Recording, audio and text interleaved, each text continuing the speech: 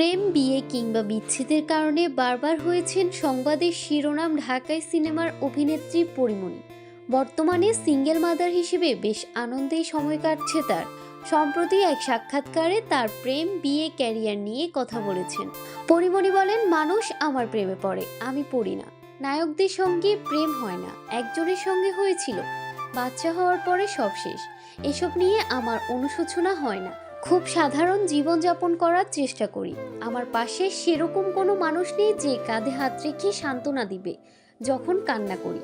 আমার নিজে নিজে কান্না বন্ধ করতে হয়। অভিনেত্রী বলেন, যদি বুঝতাম আমরা কি চাই তাহলে জীবনটা অনেক সাজানো গোছানো থাকতো, কোনো ভুল থাকতো না।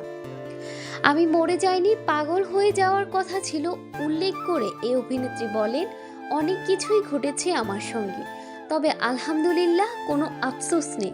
আমি জীবনকে অনেক সহজ করে দেখি।